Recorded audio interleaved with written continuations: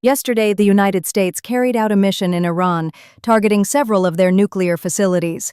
Here is the full statement from President Trump. Thank you very much. A short time ago, the U.S. military carried out massive precision strikes on the three key nuclear facilities in the Iranian regime: Fordow, Natanz, and Esfahan. Everybody heard those names for years as they built this horribly destructive enterprise. Our objective was the destruction of Iran's nuclear enrichment capacity and a stop to the nuclear threat posed by the world's #1 state sponsor of terror. Tonight, I can report to the world that the strikes were a spectacular military success. Iran's key nuclear enrichment facilities have been completely and totally obliterated. Iran, the bully of the Middle East, must now make peace. If they do not, future attacks will be far greater and a lot easier. For 40 years, Iran has been saying death to America, death to Israel. They have been killing our people, blowing off their arms, blowing off their legs with roadside bombs.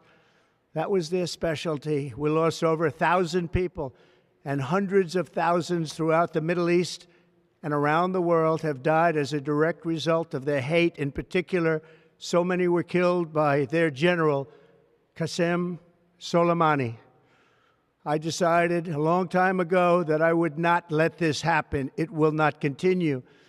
I want to thank and congratulate Prime Minister Bibi Netanyahu.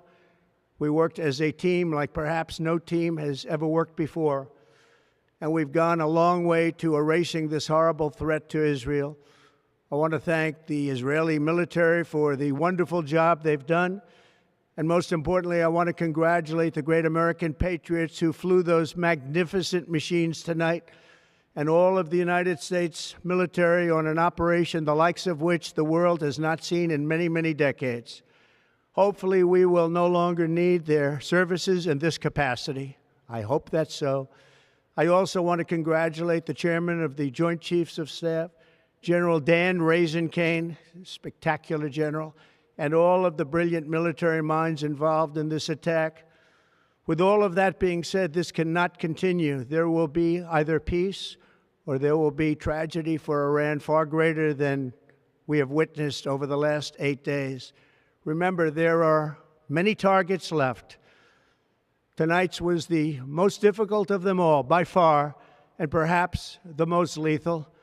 But if peace does not come quickly, we will go after those other targets with precision, speed, and skill. Most of them can be taken out in a matter of minutes. There's no military in the world that could have done what we did tonight, not even close. There has never been a military that could do what took place just a little while ago. Tomorrow, General Kane, Secretary of Defense Pete Hegseth, will have a press conference at 8 a.m. at the Pentagon. And I want to just thank everybody, and in particular, God. I want to just say, we love you, God, and we love our great military. Protect them. God bless the Middle East. God bless Israel, and God bless America. Thank you very much. Thank you.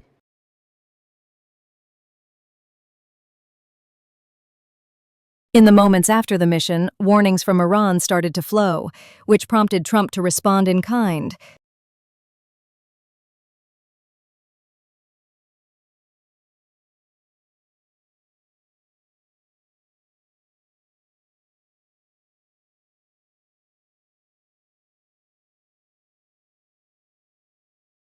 Benjamin Netanyahu also made an address following the attack. He said, "A short while ago, in full coordination between myself and President Trump, and in complete operational coordination between the IDF and the U.S. military, the United States struck Iran's 3 nuclear facilities, Fordow, Natanz, and Isfahan." The New York Times is reporting that Ayatollah Ali Khamenei has retreated to a secure bunker amid fears for his life and has begun quietly identifying possible successors within the military and religious leadership in case current top commanders are taken out. The White House released photos of President Trump and his team assembled in the Situation Room while the attacks were happening.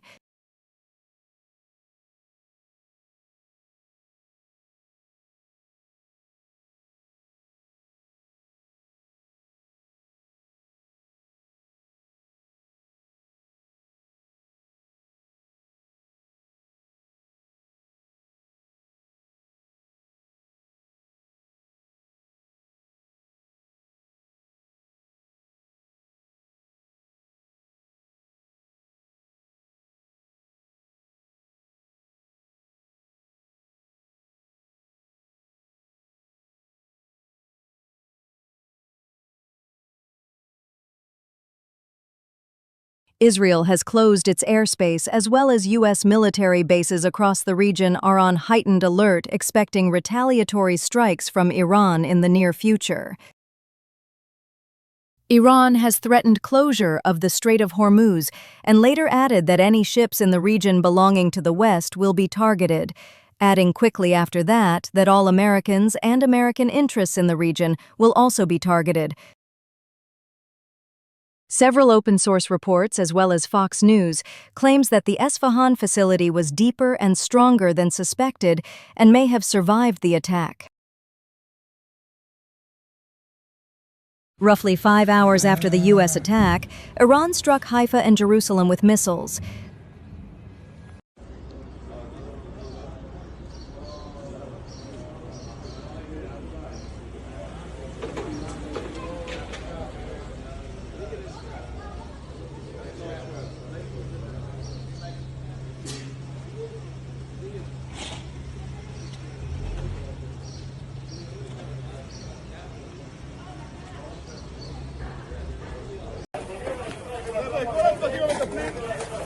Tel Aviv was also targeted and incurred several hits.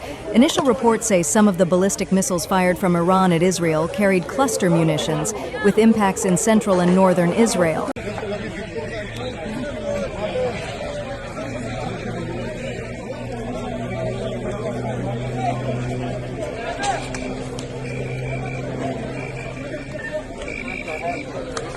That's the recap of the Iranian War, Day 10, 6 hours after the United States struck 3 of Iran's nuclear facilities. What happens next is anyone's guess. Stay tuned.